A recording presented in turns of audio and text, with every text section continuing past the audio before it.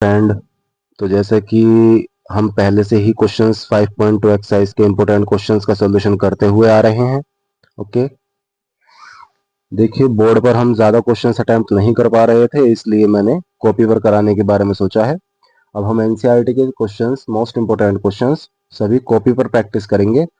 साथ के साथ ही आप इन क्वेश्चन को समझ सकते हैं, और कोई परेशानी हो तो मेरे को कमेंट में बता सकते हैं कि जहां भी आपको समझ में ना आए मैं उसे दोबारा से रिपीट कर दूंगा। ओके, चलिए, तो एक्सरसाइज 5.2 के हम इंपॉर्टेंट क्वेश्चंस आज कर रहे हैं। एक्सरसाइज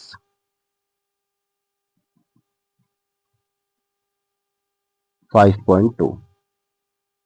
ओके, एक्सरसाइज 5.2 के इंपॉर्टेंट क्वेश्चंस आज हम करेंगे। तो जहां भी आपको समझ में ना आए वहां मुझे आप बता दीजिए।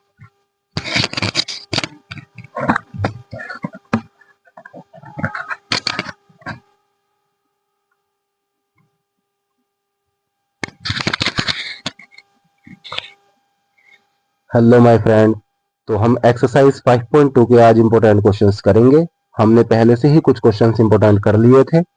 हम उससे आगे क्वेश्चन आज देखेंगे कि कौन से और आगे के क्वेश्चंस इंपॉर्टेंट होते हैं। ओके, चलिए, 5.2 का नेक्स्ट क्वेश्चन था क्वेश्चन नंबर 18, जो वेरी इंपॉर्टेंट की कैटेगरी में आता है ये क्वेश्चन। क्वेश्चन आपका ये है, the sum of the fourth and eighth term, the sum of the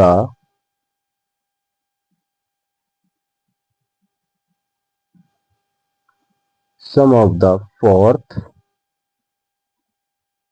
end eighth term of an AP is 24, and the sum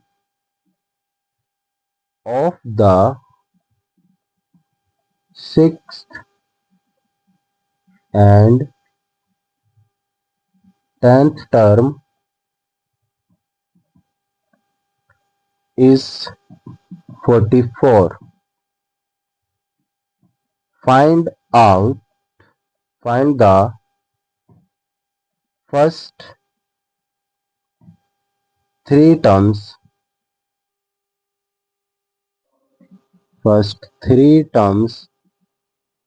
of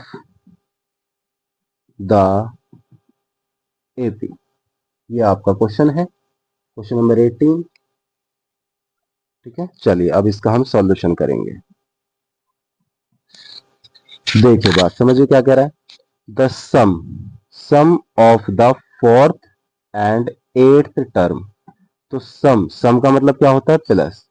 कौन से नंबरों का सम करना है? फोर्थ का एंड एट्थ टर्म का सम, नहीं टर्म है ये, T4 और T8। ठीक है, तो फोर्थ टर्म हमारी क्या होती है? T4 होती है, T4 term. Okay, four term. और एट्थ टर्म क्या होती है हमारी? T8 होती है। इनका sum of an AP is 24। इनका जो सम है वो 24 है। And the sum of the sixth, तो सिक्स टर्म कौन सी होगी हमारी? T6 होगी। एंड टेंथ टर्म क्या होगी हमारी? T10 होगी। इनका क्या करना है? सम। तो इनका भी सम इज 44। इनका जो सम है वो 44 है। ठीक है, ये क्वेश्चन आपने देख लिया है। ओके, आपको क्वेश्चन समझ में आ रहा होगा। चलिए क्वेश्चन देखते हैं आगे। T4 टर्म क्या होती है हमारी? T4 में होती है हमारी A+3D, डी कम हो जाता है। और ए टर्म हमारी क्या होती है? A+7D is equal to 24। ए और ए कितने हो गए हमारे? 2A हो गए, प्लस 3D और 7D 10D हो गए, इज इक्वल टू 24। इधर से 2 कॉमन आ रहा है, कॉमन लेने के बाद में क्या बचेगा यहाँ पर? A+5D is equal to 24। 2 से कैंसिल आउट कर दो, 2 1 जा 2, 2 2 जा 4। तो A+5D की वैल्यू हमारे पास क्या आ जाएगी? 12 आ जाएगी। इसे हम इक्वेशन फर्स्ट कह देते हैं। T6 ये A+5D टर्म होगी, और T10 टर्म क्या होगी हमारी? A+9D। डी एक कम हो जाता है, इज इक्वल टू 44। ए और ए कितना हो गया आपके 2a हो गए, प्लस 5 और 9 14d इज इक्वल टू 44। यहाँ से 2 क्या कॉमन ले लीजिए, a plus 7d is equal to 44। 2 से जब आप यहाँ पर कैंसिल आउट करेंगे 2 टू जा 4, 2 टू जा 4, तो a plus 7d is equal to आपका हो जाएगा 24। ठीक है, अब आपके पास ये दो इक्वेशंस बनी है, इक्वेशन 1 और इक्वेशन 2। अब इन दोनों को सॉल्व करके हम a और d की वैल्यू फाइंड आउट करेंगे। इक्वेशन 2 पहले लिख लीजिए क्योंकि उसमें d की वैल्यू ग्रेटर देन है, ज्यादा है। तो a plus 7d is equal to 22 and a plus 5d is equal to 12। ये इक्वेशन 2 थी आपकी और ये इक्वेशन फर्स्ट है। दोनों को माइनस कर देंगे तो a से a कैंसिल हो गया, 7 माइनस 5 2d हो गया, और 22 माइनस 12 कितना हो गया यहाँ पर 10 हो गया। 2 से आप कैंसिल आउट करोगे, 2 5 जा 10 और d की वैल्यू क्या हो गई आपके पास 5 हो गई। बाय इक्वेशन फर्स्ट किसी भी इक्वेशन में रख के आप ए डी की वैल्यू रखने के बाद ए की वैल्यू फाइंड आउट कर सकते हैं। तो a plus 5d is equal to 12 है इक्वेशन फर्स्ट। तो ए प्लस 5d की वैल्यू यहाँ पर क्या हो जाएगी 5 इज इक्वल टू 12। तो 5 5 जो 25 हो गया आपका, यहाँ पे 25 हो गया, इज इक्वल टू 12 हो गया। तो a इज इक्वल टू 25 उधर जाके क्या हो जाएगा आपका माइनस हो जाएगा। तो a की वैल्यू 12 में से 25 जाएंगे कितने बचेंगे, माइनस के 13 बचेंगे। ये आपकी a की वैल्यू हो गई। अब आपको क्वेश्चन में बताना क्या था, आपको बताना first three terms, find out the first three terms.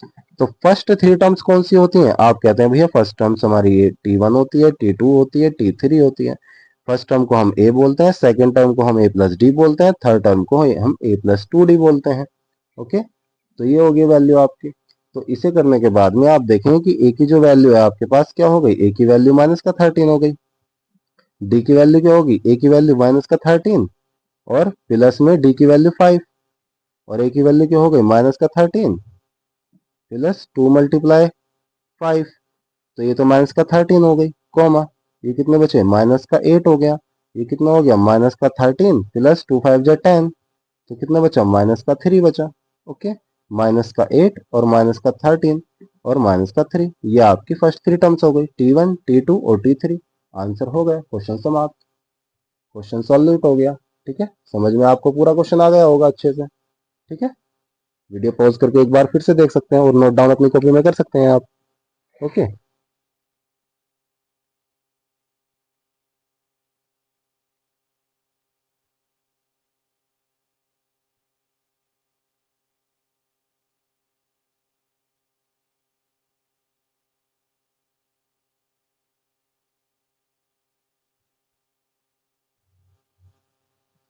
चलिए इसके अगला क्वेश्चन, इंपॉर्टेंट क्वेश्चन देखते हैं हम।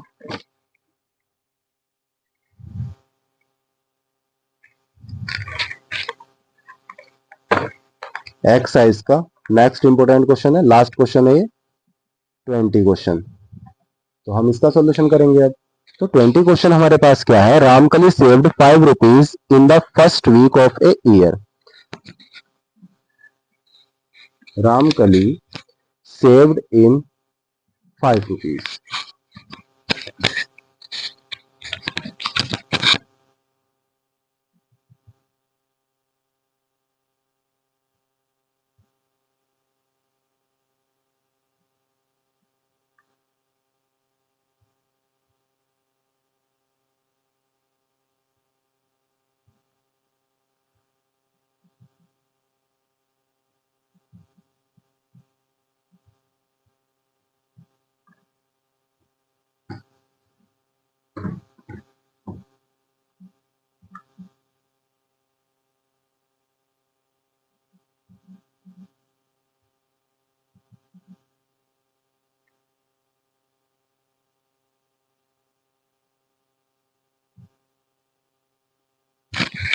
And increase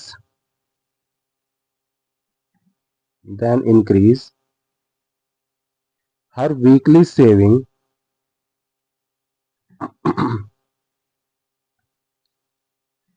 weekly saving by 1.75 rupees.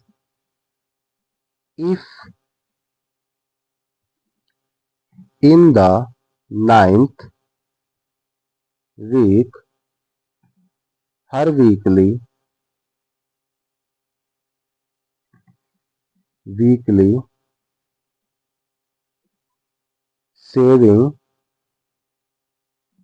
become 20.75 rupees, find n। Okay, question आपने देख लिया अच्छे से। अब समझिए इस क्वेश्चन में क्या कह रहा है। Ramkali saved in 5 rupees in first week. Ramkali first week में 5 रुपए सेव करती है, बचाती है मतलब, ऑफ ए ईयर, साल में हर हफ्ते वो 5 रुपए बचा रही है। And then increase her weekly saving by 1.75, और हर हफ्ते वो अपनी सेविंग इंक्रीज कर देती है, कितनी, 1.75 रुपीज। यानी कि फर्स्ट वीक में वो बचा रही है 5 रुपए, और नेक्स्ट वीक में वो 1.75 रुपीज ज्यादा बचाएगी, फिर उससे नेक्स्ट वीक में 1.75 रुपीज और ज्यादा बचाएगी। इस तरह से करते करते हर हफ्ते वो 1.75 रुपीज ज्यादा बचाती जाती है। If in the 9th week her weekly saving become 20.75। इस तरह से करते करते करते करते वो जो अपने nth वीक में है, nth वीक में वो अपनी सेविंग 20.75 रुपीज कर लेती है। मतलब किसी भी हफ्ते में जाकर उसके पास जो पैसे जुड़ जाते हैं वो 20 रुपए 75 पैसे, 20.75 रुपीज ऐड हो जाते हैं, जुड़ जाते हैं, उसके पास सेव हो जाते हैं। तो बताइए कि ये कितने हफ्ते हैं, ये कितने हफ्ते हैं, एन कितने वीक में इतने रुपए उसके ऐड हो गए, यानी कि आपको एन की वैल्यू फाइंड आउट करनी है। तो आप कहेंगे भैया पहले हफ्ते में उसने कितने बचाए, 5 रुपीज, उसके बाद में अगले हफ्ते फिर इंक्रीज कर रही है वो 1.75 रुपीज, यानी कि अगले हफ्ते में 1.75 ज्यादा बचाएगी। ठीक है, उसके अगले हफ्ते 5 रुपए तो पहले बचाए, पिछले हफ्ते उसने कितने बचाए, 1.75, अगले तीसरे हफ्ते में 1.75 और इंक्रीज कर देगी। इस तरह से वो करती जा रही है। ठीक है, और nth वीक में आकर उसके कुछ पैसे जुड़ जाते हैं, और ये पैसे की वैल्यू क्या है, 20.75, जो वो ऐड कर रही है, सेविंग कर रही है। तो पहला सेव ये हो गया, और 6 ये हो गया, 6.75, और इसमें जोड़ेंगे तो कितना हो जाएगा ये आपका, 6.75 में ऐड करेंगे इसे तो 5 और 5 10 की 0 कैरी गया 1, 7 7 14 और 1 15 का 5 कैरी गया 1 6 और 1 7 और 1 8, डॉट डॉट डॉट डॉट, इस तरह से सीरीज चलती जा रही है। तो आप यहाँ पर कहेंगे भैया ए की वैल्यू हमारी 5 आ रही है, और डी की वैल्यू यहाँ से क्या आएगी, सेकंड टर्म में से फर्स्ट टर्म माइनस करते हैं। ओके, 6.75 माइनस 5 इजिकल टू कितना हो गया, 1.75, ये हमारी डी की वैल्यू आ गई। उसके बाद में हम आगे क्या करेंगे भाई, हमें तो फॉर्मूला क्या होता है याद है, a n is equal to a plus n minus one into d, यही सीरीज का फॉर्मूला होता है। ए एन क्या है, जहां पर लास्ट टर्म 20.75, ये सीरीज चलती जा रही है। तो 20.75 इज इक्वल टू ए की वैल्यू 5 हो गई, प्लस एन की वैल्यू मेरे को फाइंड आउट करनी है, और डी क्या हो गया हमारा, 1.75 हो गया, प्लस का 5 इधर जाके माइनस का 5 हो गया हमारा, एन माइनस वन इंटू 1.75, कितना बचा, 15.75 is equal to n minus one into 1.75। Okay, यहां पर हम अभी करते हैं।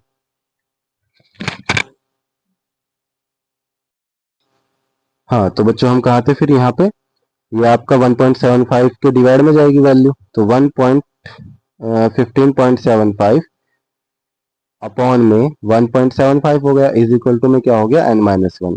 तो यहाँ से पॉइंट के बाद तो सेम नंबर है, 2 डिजिट है तो कैंसिल हो गया पॉइंट से पॉइंट, तो एन माइनस वन की वैल्यू आ गई आपकी 1575 अपॉन 175।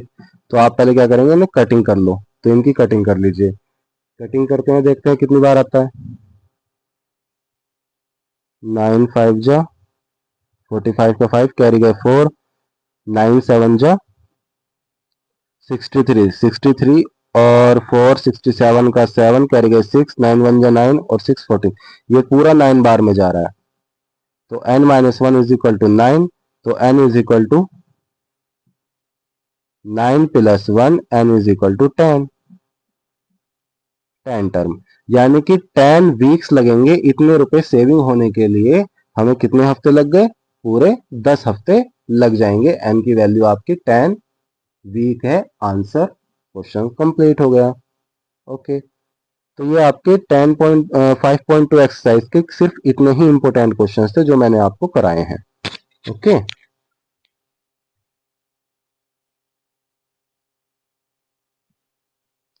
इसके बाद हम एक्सरसाइज 5.3 के इंपोर्टेंट क्वेश्चंस की तरफ आगे बढ़ेंगे। अब हम 5.3 के क्वेश्चंस करेंगे। ओके, चलिए, अगर इसमें अभी भी आपका कोई डाउट रह गया हो तो मुझे आप बता दीजिएगा। ओके,